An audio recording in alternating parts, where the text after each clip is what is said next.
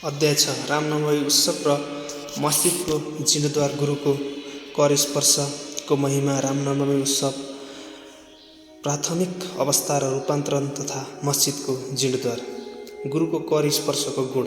जब सद्गुरु नै डुडागलाई खियाउने व्यक्ति हुनुहुन्छ भने उहाँले निश्चय नै कुशलता तथा सफलतापूर्वक यो भवसागरबाट पार गराइदिनुहुन्छ। सद्गुरु शब्दको उच्चारण गर्दा नै मलाई श्री साई बाबाको सम्झना आइरहेछ। यस्तो लाग्छ कि मानौ उहाँ स्वयं मेरो अगाडि श्री साई बाबाको सम्झना आइरहेछ। यस्तो लाग्छ कि मानौ उहाँ स्वयं मेरो अगाडि खडा हुनुहुन्छ र मेरो शिरमा विभूति लगाइरहनु भएको छ। हेर्नुहोस् उहाँले अब आफ्नो ओर दिने हात उठाएर मेरो शिरमाथि राखिरहनु भएको छ। अब मेरो हृदय आनन्दले भरिएको छ। मेरो आँखाबाट प्रेमाधु बहिरहेको छ। सद्गुरुको कर स्पर्शको शक्ति ठुलो र आश्चर्यजनक छ। संसारलाई भस्म गर्ने अग्निबाट पनि नाश गर्न नसकिने लिङ्ग शरीर केवल गुरुको कर स्पर्शबाट नै पलभरमा नै नाश हुन जान्छ। अनेक जन्मका सम्पूर्ण पाप नाश हुन जान्छन्। धार्मिक र ईश्वरीय प्रसङ्गहरूमा पुरै अभिरुचि भएको व्यक्तिको मन पनि स्थिर हुन जान्छ। श्री साई बाबाको मनोहर रूपको दर्शन गर्दा घाँटी खुसीले भरिएर आउँछ। आँखाबाट आँसुका धारा बग्न लाग्छन्। अनि जब हृदय भावनाहरूबाट भरिन्छ त्यति बेला भावको जागृत भएर आत्मानुभवको आनन्दको आभास हुन लाग्दछ। म र त कहाँ भेद नाश हुन जान्छ र तत्क्षण नै ब्रह्मको साथमा अभिन्नता प्राप्त हुन जान्छ। जब म धार्मिक ग्रन्थहरू पढ्ह त्यति बेला छिनछिनमा सद्गुरुको सम्झना हुन जान्छ। बाबा राम र कृष्णको रूप धारण गरेर अगाडि खडा हुनुहुन्छ। दुई स्वयं आफ्नो जीवन कथा मलाई सुनाउन लाग्नुहुन्छ। अर्थात् जब म भगवानको श्रवण गर्दछु त्यति बेला बाबाले श्री कृष्णको रूप धारणा गर्नुहुन्छ। अनि यस्तो भए जस्तो लाग्छ कि उहाँ नै समस्त भागवत या भक्तहरूको कल्याणार्थ उद्धव गीता सुनाइरहनु भएको छ। जुनसुकै बेला कसैसँग वार्तालाप गर्दा पनि उपयुक्त अर्थ सम्झाउन सक्ने उदाहरण दिन सक्नको निमित्त बाबाका कथाहरूलाई नै आफ्नो मनमा राखेको हुन्छु। त्यति बेला एक शब्द या वाक्यको रचना पनि गर्न सक्दिनँ।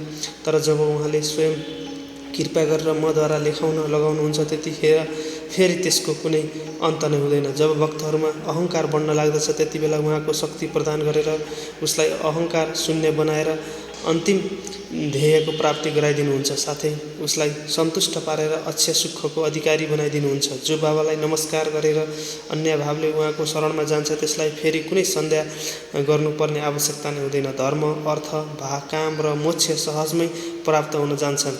ईश्वर कहाँ पुग्नको लागि 4 बाटा छन्: कर्म, ज्ञान, योग र भक्ति। यी सबैमा भक्ति मार्ग बढी काँडाले ढाकिएको र ससाना खाडलहरूको साथै ठुला खाडलहरूबाट परिपूर्ण छ।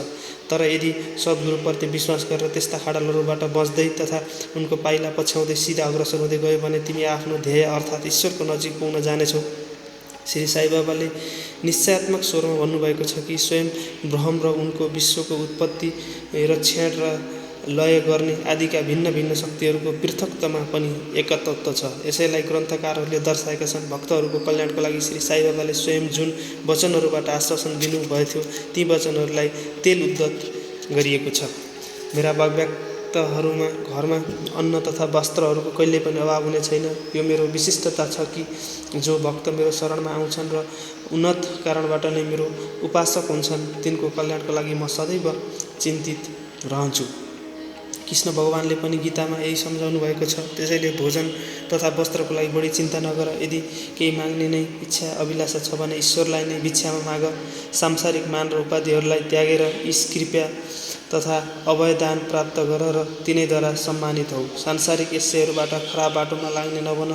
आफ्नो इष्टलाई बलियोसँग पकडिरहँ। सम्पूर्ण इन्द्रियहरू र मनलाई ईश्वर चिन्तामा लगाइराख। कुनै वस्तुबाट आकर्षित नहौ। सदैव मेरो स्मरणमा मनलाई लगाऊ ताकि त्यो शरीर सम्पत्ति र ऐश्वर्यतिर नलागोस् अनि चित्त स्थिर, शान्त र निर्भय हुन जानेछ।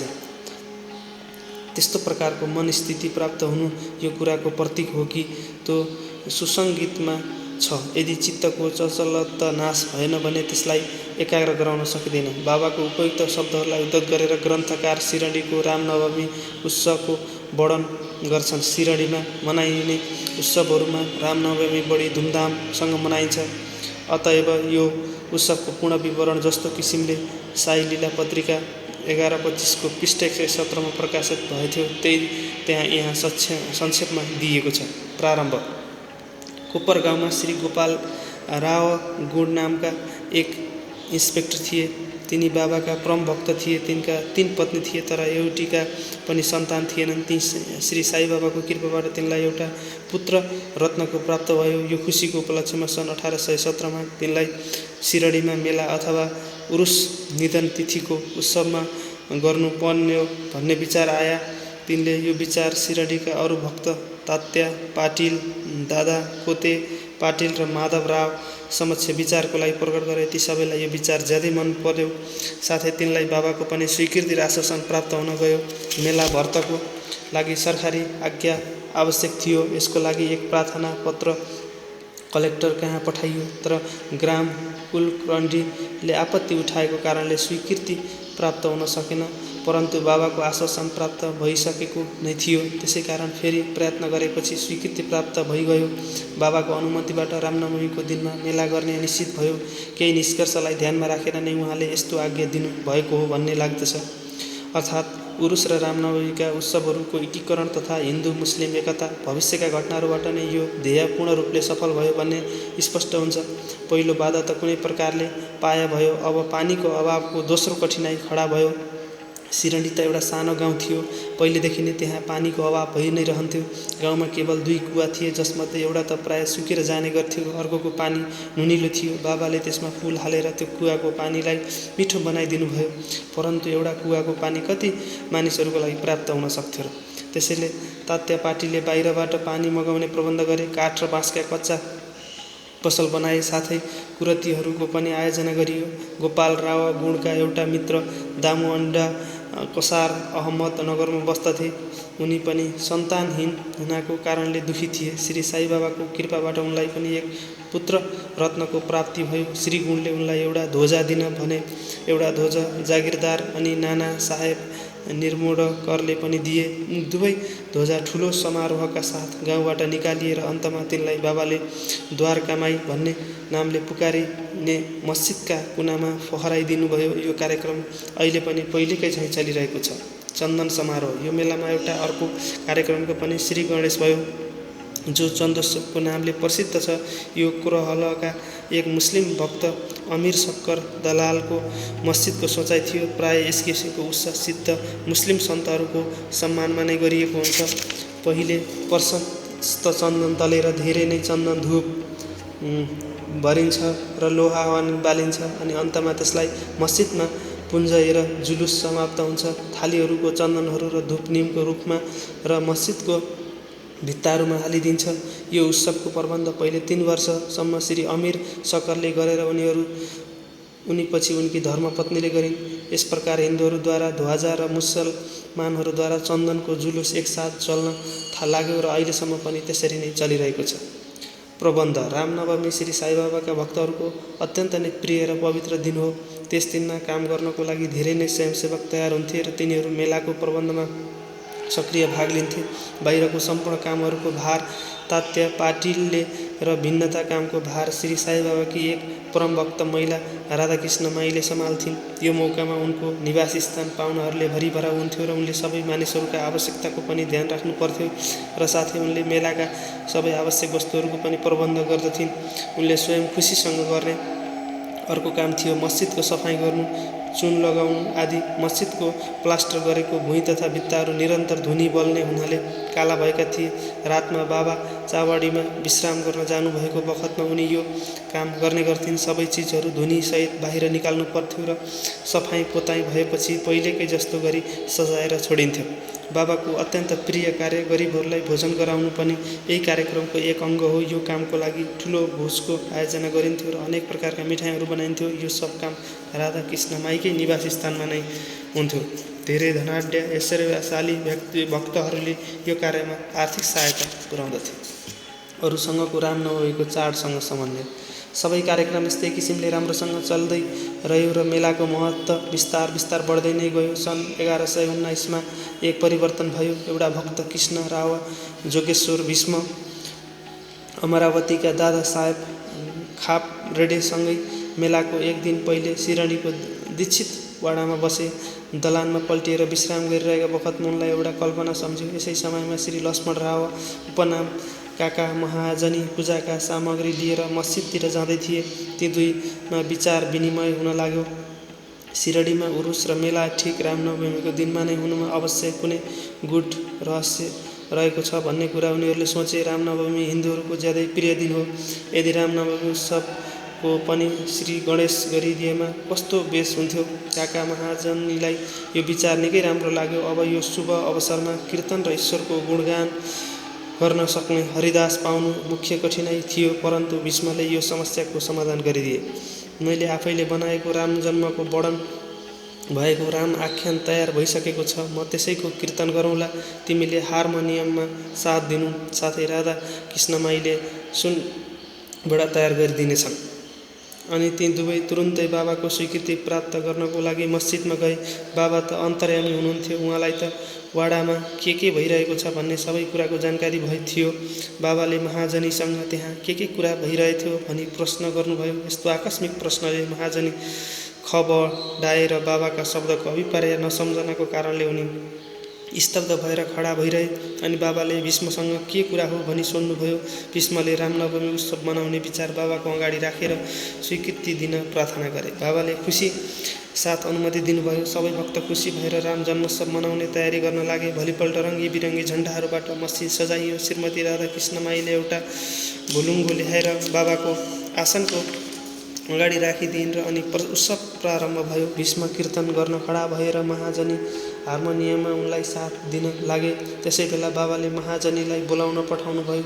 यता बाबाले उत्सव मनाउने आज्ञा दिनु हो कि होइन भनी महाजनी शङ्कित थिए, तर उनी बाबाको नजिक पुग्न साथ बाबाले उनीसँग प्रश्न गर्नुभयो, यो सब के हो? यो झोलुङ्गो यहाँ किन राखिएको हो? महाजनीले रामनवमीको कार्यक्रम प्रारम्भ भइसक्यो, त्यसै कारण झोलुङ्गो यहाँ राखिएको भनी बताए। बाबाले खोपाबाट दुईवटा माला झिक्नु भयो। त्यसमध्ये एउटा माला उहाँले काकाजीको गलामा राखिदिनु भयो र अर्को चाहिँ भीष्मको लागि पठाइदिनु भयो। अब कीर्तन प्रारम्भ भइसकेको थियो। कीर्तन समाप्त भएपछि श्री राजारामको ठुलो स्वरले जय जयकार भयो। कीर्तनको स्थानमा अबिरको वर्ष गरियो। साराका सारा खुसीले रमाइरहेको बखतमा अचानक एउटा गर्जदो ध्वनि उनीहरूको कानमा पर्यो। वास्तवमा अबिरको वर्षा भइरहेको समयमा त्यसको केही कण अन्यास नै बाबाको आँखामा पर्न गयो। अनि त बाबा एकदम रिसाएर ठुलो स्वरमा अपशब्द भन्न र चपार्न लाग्नुभयो। यो दृश्य देखेर सबैजना डराएर छटपटाउन लागे। बाबाको स्वभावसँग राम्रोसँग परिचित अन्तरङ्ग भक्तहरू यी अपशब्दलाई कहिले खराब मान्ने खाले थिए र बाबाका यी शब्द वाक्यहरूलाई उनीहरूले आशीर्वाद सम्झे।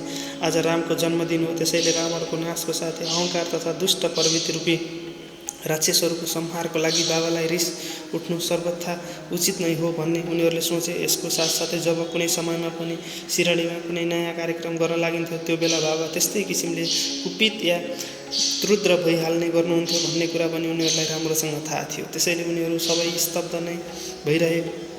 यता राधाकृष्णमाई पनि कहीँ बाबाले सानो भलुन्डो त तोडफोड गर्नुहुन्न भनेर डरले कपायमान थिइन्। त्यसैले उनले काका महाजनीसँग सानो झलुन्डो हल्लाउनको लागि भनिन्, तर बाबाले उनीलाई यसो गर्न दिनु भएन। केही समयपछि बाबा शान्त हुनुभयो र त्यो दिनको महापूजा र आरतीको कार्यक्रम कुनै विधान बिना नै समाप्त भयो। तर बाबाले अझै उत्सव पुरा भएको छैन भनी माग अस्वीकृत गर्नुभयो। भोलिपल्ट गोपालका उत्सव मनाइयो। त्यसपछि मात्र भुलुङ्गो उठाउने आज्ञा दिनुभयो। उत्सवमा दही मिश्रित चिउरा एउटा माटाको भाँडामा भुन्डाइदिइन्छ र कीर्तन समाप्त भएपछि त्यो भाँडो फोरिदिइन्छ। अनि त्यो चिउरा श्रीकृष्णले ग्वालाहरूसँग गरे जस्तै गरी प्रसादको रूपमा सबैलाई बाँडिदिन्छन्। रामनवमी उत्सव यसरी नै दिनभरि चलि नै रह्यो। दिनको समयमा 2 ध्वजाको जुलुस र रातको समयमा चन्दनको जुलुस बडो धुमधामको समारोह साथ निकालियो। यही समयपछि अरूसँगको उत्सव रामनवमीको उत्सवमा परिवर्तित हुन गयो। दोस्रो वर्ष सन् 1912बाट रामनवमी कार्यक्रमको सूचीमा वृद्धि हुन लाग्यो। श्रीमती राधाकृष्णमाईले चैत्रको प्रतिपदाबाट नाम सप्ताह प्रारम्भ गरिदिइन्। लगातार 7 दिन तक भगवानको नाम लिनुलाई नाम सप्ताह भनिन्छ। सबै भक्त यसमा पालैपालोसँग भाग लिने गर्थे। उनी पनि बिहान सम्मिलित हुने गर्थिन्। देशको सबै भागमा रामनवमीको उत्सव मनाइने गरिन्छ। त्यसैले दोस्रो वर्ष हरिदास पाउने कठिनाइ फेरि खडा भयो। तर उत्सवको पहिले नै यो समस्या समाधान हुन गयो। 5-6 दिन पहिले नै महाजनीको बाला बुबासँग अकर्मात भेट हुन थाल्यो। बुबा साहेब आधुनिक तुकारामको नामले प्रसिद्ध थिए। यो वर्ष कीर्तनको काम उनलाई नै सौंपियो। तेस्रो वर्ष सन् 1913मा श्री हरिदास बृहदसिद्ध कवटे गाउँमा प्लेगको प्रकोप भएकाले आफ्नो गाउँमा हरिदासको काम गर्न सक्दैनथे। यो वर्ष उनी सिरडीमा आए। काका साहेब दीक्षितले उनको कीर्तनको लागि बाबाबाट अनुमति प्राप्त गरे। बाबाले पनि तिनलाई यथेष्ट पुरस्कार दिनुभयो। सन् 1914 हरिदासको कठिनाइ बाबाले सधैँको लागि समाधान गरिदिनुभयो। उहाँले यो कार्य स्थायी रूपले दासगुण महाराजलाई सुम्पिनुभयो। त्यसबेलादेखि उनले यो काम राम्रो तरिकाले सफलता र विद्वतापूर्वक पुरा लग्नका साथ गर्दै रहे। सन् 1912 देखि उत्सवको अवसरमा मानिसहरूको सङ्ख्यात्मक उत्तरोत्तर वृद्धि हुन थाल्यो। चैत्र शुक्ल अष्टमीदेखि द्वादशीसम्म सिरडीमा मानिसहरूको सङ्ख्यामा यति बढी वृद्धि हुन जाने गर्थ्यो कि मानव मौरीको चाका नै लागेको हो जस्तो हुन्थ्यो। पसलहरूको सङ्ख्यामा वृद्धि भयो। प्रसिद्ध पहलमानहरूको पूर्तिहरू हुन लाग्यो। गरिबहरूलाई ठुलो स्तरमा भोजन गराउन लागि राधाकृष्ण माईको घोर परिश्रमको फलस्वरूप सिरडीलाई संस्थाको रूप मिल्यो। सम्पत्ति पनि दिन प्रतिदिन बढ्न लाग्यो। एउटा सुन्दर घोडा, पालाकी, रथ र चाँदीका अरू वस्तु, भाँडा कुँडा, ऐना इत्यादि भक्तहरूले उपहार स्वरूप दिए। उत्सवको अवसरमा हात्ती पनि बोलाइन्थ्यो। सम्पत्ति धेरै नै बढ्यो, तर बाबाजी सबबाट सधैँभर उदासीन नै रहनुभयो। उहाँ सदैव यसलाई उपेक्षाको नजरले हेर्नुहुन्थ्यो र सधैँको जस्तो साधारण वेशभूषा, लुगा, अलङ्कार नै धारण गर्नुहुन्थ्यो। ध्यान दिन योग्य कुरा यो छ कि जुलुस तथा उत्सवमा हिन्दू मुसलमान दुवै सँगसँगै कार्य गर्दथे, तर आजसम्म न उनीहरूमा कुनै विवाद भयो न कुनै मतभेद नै। पहिले त मानिसहरूको सङ्ख्या 5000 7000 लगभग नै हुन्थ्यो, तर कुनै वर्ष त यो सङ्ख्या 75000 सम्म पुग्थ्यो। तर पनि त न कुनै बिमारी फैलिन्थ्यो न कुनै दगा नै भयो। मस्जिदको जीर्णोद्धार जसरी उरुस या मेला चलाउने विचार पहिले श्री गोपाल गुणलाई आयो, त्यसरी नै मस्जिदको जीर्णोद्धारको विचार पनि पहिले उनलाई नै आयो। उनले यो कामको लागि ढुङ्गा जम्मा गरेर त्यसलाई बरोकारमा गराए, तय त्यो कामको श्रेय उनलाई प्राप्त हुन थिएन। यो सुयास नाना साहेब चादर करको निम्ति नै सुरक्षित थियो र भुइँको प्लास्टरको काम काका साहेब दीक्षितको लागि। प्रारम्भमा बाबाले यी कामको लागि स्वीकृति दिनु भएन, तर स्थानीय भक्त महल साहबले आग्रह गर्नाले बाबाको स्वीकृति प्राप्त भयो र एक रातमा नै मस्जिदको पुरा भुइँ पक्का बन्यो। अहिलेसम्म बाबा एउटा टाँटको टुक्कामा नै बस्नुहुन्थ्यो। अब त्यो टाँटको टुक्कालाई त्यहाँबाट हटाएर त्यसको ठाउँमा एउटा सानो चक्ला ओछ्याइदिइन्थ्यो। सन् 1911 सभा मण्डप पनि ठुलो परिश्रमपछि ठिक भयो। मस्जिदको आँगन धेरै सानो र असुविधाजनक थियो। काका साहेब दीक्षित आँगनलाई बढाएर त्यसको माथि छत बनाउन चाहन्थे। यथेष्ट धनराशि खर्च गरेर उनले फलामका खम्बाहरू, दलिनहरू र कैँचीहरू किनेर काम आरम्भ भयो। दिनरात परिश्रम गरेर भक्तहरूले खम्बाहरू जमिनमा गाडे। बाबा जब भोलिपल्ट चावडीबाट फर्कने भयो, उहाँले ती खम्बाहरूलाई उखालेर फालिदिनु भयो र ज्यादै रिसाउनु भयो। उहाँले एक हातले खम्बा समातेर त्यसलाई उखेल्न लगाउनु भयो र अर्को हातले तात्याको फेटा फुकाल्नुभयो। त्यसमा आगो लगाएर खाडलमा फ्याँकिदिनु भयो। बाबाका आँखा बलेका फिलिङ्गा जस्तै राता भए। कसैको पनि उहाँतिर आँखा उठाएर हेर्ने साहस हुँदैनथ्यो। सबै नराम्रोसँग डराए र अब के हुने हो भनी विचलित हुन लागे। भागोजी सिन्धे केही साहस गरेर अगाडि बढे, तर बाबाले तिनलाई धक्का दिएर पछाडि धकेलिदिनुभयो। माधवरावको पनि त्यही गति भयो। बाबाले उनीमाथि पनि इँटका टुक्रा फ्याँक्न लगाउनु भयो। उहाँलाई शान्त गराउन जान सबैको त्यही दशा भयो। केही समयपछि बाबाको रिस शान्त भएपछि बाबाले एउटा पसलेलाई बोलाउनु भयो र एउटा जारी भएको फेटा किनेर आफ्नै हातले तात्याको शिरमा मानव उनलाई विशेष सम्मान दिएको जस्तो गरी बाँध्न लगाउनु भयो। यो विचित्र व्यवहार देखेर भक्तहरूलाई आश्चर्य लाग्यो। कुन अज्ञात कारणबाट बाबा यस्तो रिसाउनु भयो भन्ने उनीहरूले बुझ्न सकेका थिएनन्। उहाँले तात्यालाई किन पिट्नु भयो र तिनैखेर उहाँको रिस किन शान्त भयो। बाबा कहिले कहिले अत्यन्त गम्भीर तथा शान्त मुद्रामा रहनुहुन्थ्यो र बडो प्रेमपूर्वक वार्तालाप गर्नुहुन्थ्यो, तर अकस्मात नै कुनै देखिने कारण बिना नै रिसाउने गर्नुहुन्थ्यो। यस्ता अनेकौं घटना देख्नमा आइसकेका छन्, तर तीमध्ये कुन चाहिँ लेखौँ र कुन चाहिँ छोडौँ भन्ने यो कुराको निर्णय गर्न सक्दैन थिए। त्यसैले जुन कामबाट त्यो कुराको सम्झना आउँदै जान्छ त्यसरी नै तिनको वर्णन गरिनेछ। अर्को अध्यायमा बाबा दिन्दुको हो कि मुसलमान हो यसको विवेचना गरिनेछ। त्यस्तै उहाँको योग, साधन, शक्ति र अरू विषयहरूप्रति पनि विचार गरिनेछ।